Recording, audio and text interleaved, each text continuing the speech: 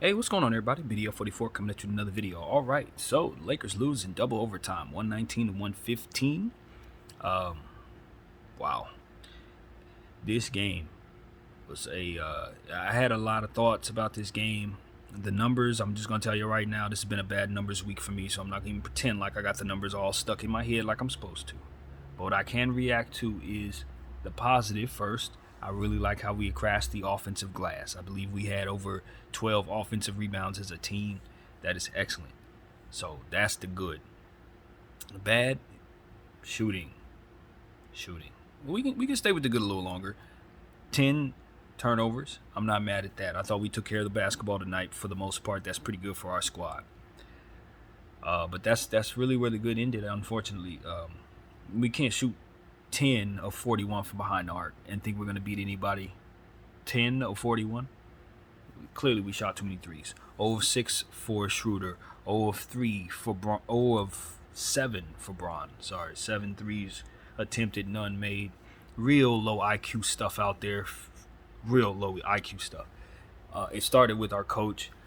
I like Troy Brown. I like how he played defense, but we left him out there in overtime to play both overtimes. I don't know how we found ourselves in a situation where we only made one substitution in a matter of 2 overtimes. The game has already been going on past 48-minute marks. Guys are already tired, and you trying to tell me you can only make one single substitution? You put Kendrick Nunn in the game with 1 minute left in the second overtime, and that's the only substitution you made in the entire damn overtime, coach?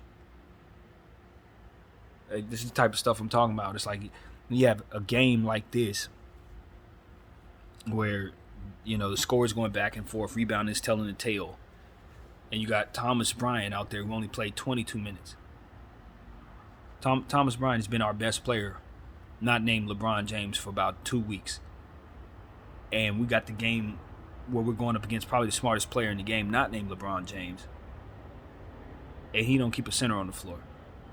I love Wenyen Gabriel. He played fantastic, but he's undersized. And he was the only real big we had out there, which is why LeBron James had to have 6 offensive rebounds. 14 offensive boards for 14 boards for Luka Doncic, 14 boards for Christian Woods. We were getting out-rebounded out there. Even though we only lost the rebound in total by 2, what you saw was good rebounders sitting down. Thomas Bryant, Max Christie, who had already made their mark on this game, on that side of the ball. Didn't see the ball, didn't even see basically any play in the second half. I don't know what Darvin Ham was thinking, but I don't know if it's something with the Dallas Mavericks. Maybe he's a fan of the Mavericks. I don't know what it is.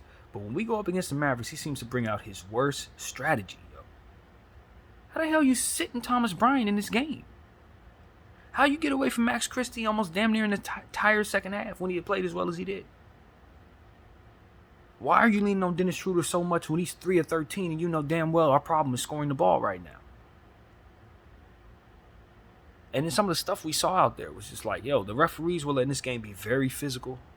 You got to make sure you acknowledge that this game allowed for more physicality than you'll see normally. And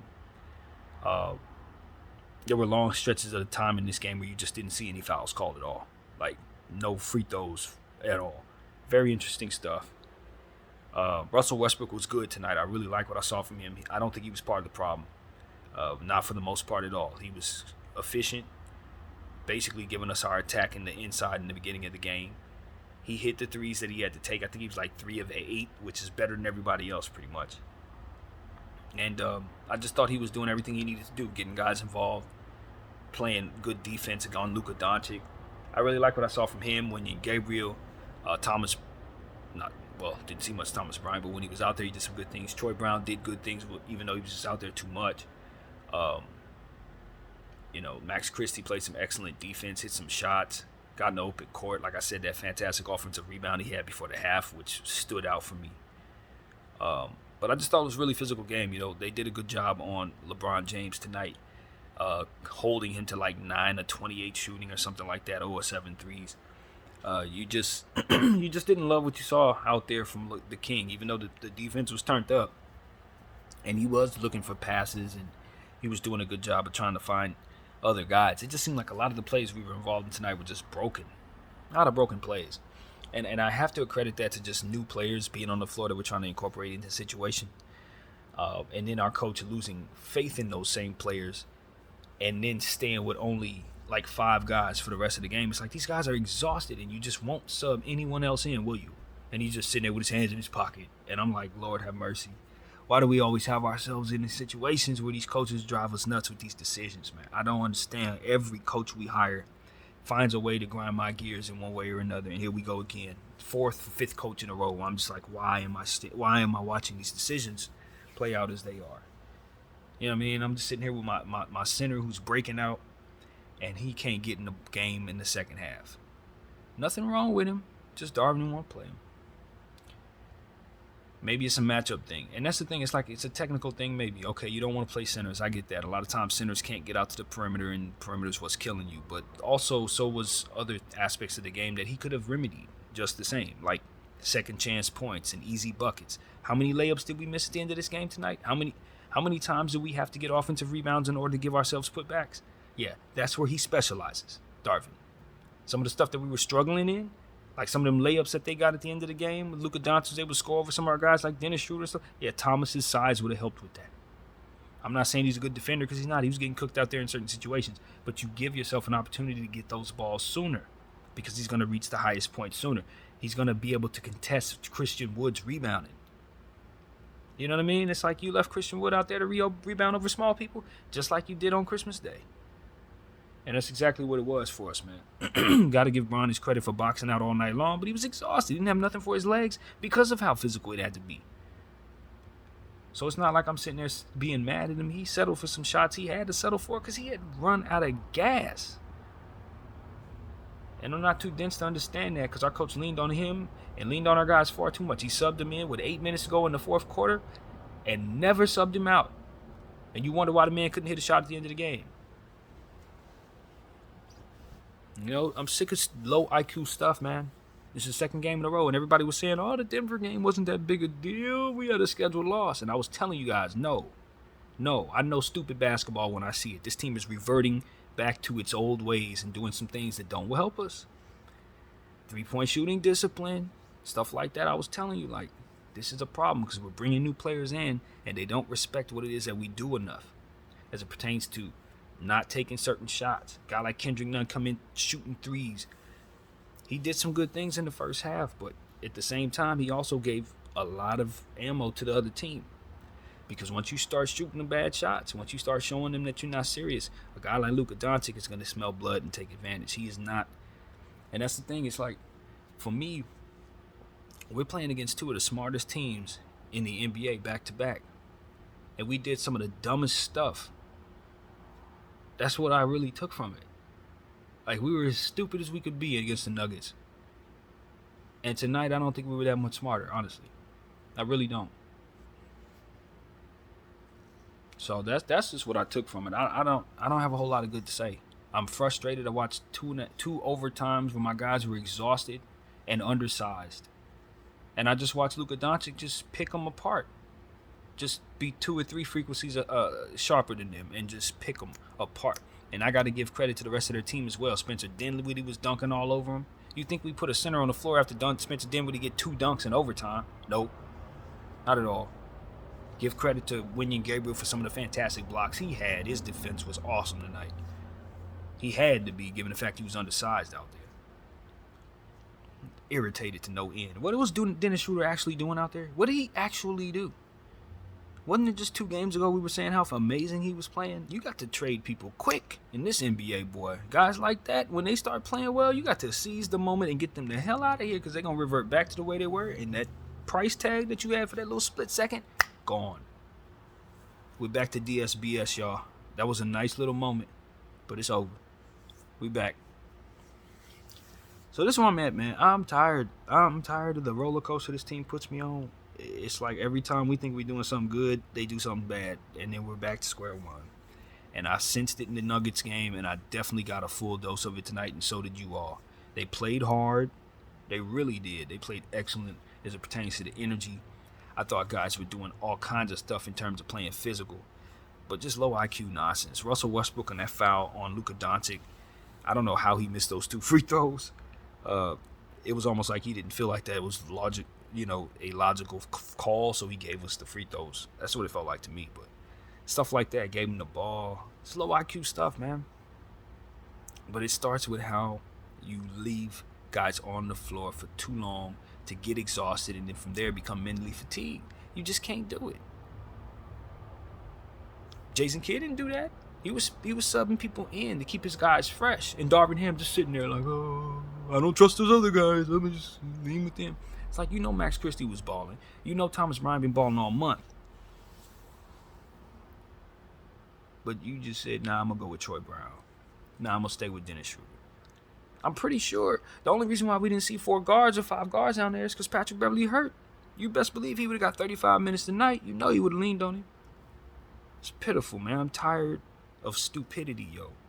I don't even want to be nice because I sit there and watch 2.5 hours of bad basketball and 3.5 hours of bad basketball, and I did in the game before that as well. And that's what this team is providing me. And I don't do well with stupidity. I can do well with a lot of different things, but stuff that just doesn't make sense and just clearly is low IQ stuff, BDF 44 is gonna give you bad energy when it comes to that. I don't have patience for it. And so that's what I saw, man. I watched Luka Doncic play smart, and I watched the Lakers play stupid. That's what it was. Straight up, I'm not mad at the effort though, so we'll give them that. But when you shoot 40-something% from the field, and I look over and I see Thomas Bryant sitting, when I know he can get easy buckets, he's dunking everything in the paint, he's getting positioning every time. And I see we're shooting field goals, we're having trouble hitting free throws. We're having trouble, or rather hitting layups. Like I said, everything had to be an offensive rebound because we kept missing layups. Kendrick Nunn go down, blow a layup. Bron getting hit in the head, no layups hit. It's like, and then I'm sitting there watching Thomas Bryant with his warm-up shirt on.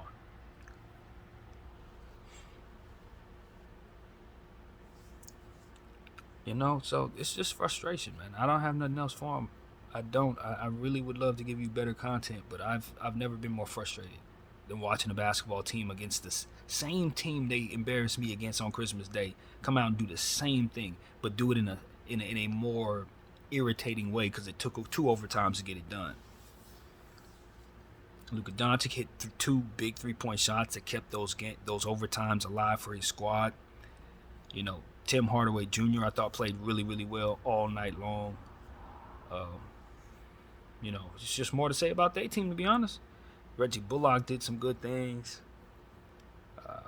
It was about the Dallas Mavericks, truthfully. Luka Doncic in a triple-double with like 13 rebounds, 14 assists. The passes he was making, the shots he was hitting, the way he was just able to take advantage of every mismatch.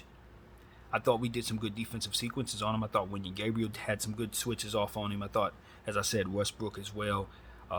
Max Christie had some good sequences. He actually got some stops, believe it or not. Max Christie was getting some stops in the second half. And, of course, we didn't play him anymore. So, it's one of them things, man. I can go on and continue to be frustrated about low IQ stuff, but that's really what it's going to be. If I continue talking in this phone, all it's going to be is me complaining about how stupid that was. All of it. Just stupid. Good effort, but low IQ, man. So that's what I want to see the Lakers just go back to the drawing board, study what they saw there, and learn from what we did. We exhausted our players, and it ended in a loss. When all you had to do was make a couple good substitutions, get some fresher legs out there, and you would have had fresher minds to play better basketball. You let people get mentally fatigued, physically fatigued, they're never going to make good decisions down the stretch of a basketball game. And Darvin Ham learned that lesson tonight. So hopefully that will be something that he does something about. And again, this is the big criticism I have. If I see a guy play well in a previous game, or if he's played well in this game or done things that help cater to success, and you get away from that, and then we lose, that's something that is going to always be seen as unacceptable. And that's what I saw a lot of tonight. And coach just didn't go back to Max Christie. He didn't go back. Juan Toscano Anderson, I felt like he started Juan. He did some good things defensively. Offensively, he had some trouble. But we never saw him again. Kendrick Nunn, we saw him do some bad things, but he had a good plus minus. Good things were happening while he was on the floor. We were tending to make some good plays with him and Russell Westbrook. They had a little rhythm synergy going on at the beginning of the third quarter. Coach never returned to it. You know what I'm saying? Lean on Troy Brown. What did I see Troy do tonight that really stood out? He had a couple threes, but he's fresh off injury. Why the hell is he left out there for double overtimes of basketball, bro? He's fresh off injury. And you lean on him for extra play. Not intelligent way to coach. So that's what I saw, man. We saw a loss tonight. The Lakers, we lost. We're dropping games we should not be dropping against teams that we probably could beat. Dallas Mavericks just dropped the game against the Clippers and against the OKC Thunder, and they were able to bounce back real nicely in this double overtime game. And that is that. I don't know what the Lakers are going to be doing as we find ourselves now in a 2-game losing streak. That 5-game winning streak is a thing of the past because we can't beat teams in the West not named Sacramento. And it's not because we don't have the personnel to do it. It's not because the other teams are overwhelming us. Because if you look at what Sacramento scored, it's not like they went for 150 points. And believe you me, there are going to be certain games you're going to have to score that much to win. So if you couldn't score that much against this Dallas team that don't even really play defense like that, you're not a contender, Lakers. You know what I mean? No matter what you have rostered on your team, if your coach can't find out intelligent ways of putting the right people on the floor so that he can get the success that he's looking for, then you're going to get the failure that comes with that. So that's where my head is, man. Level of frustration is overwhelming. That's about it. My name is BDO44. I thank you all for watching. I'm out.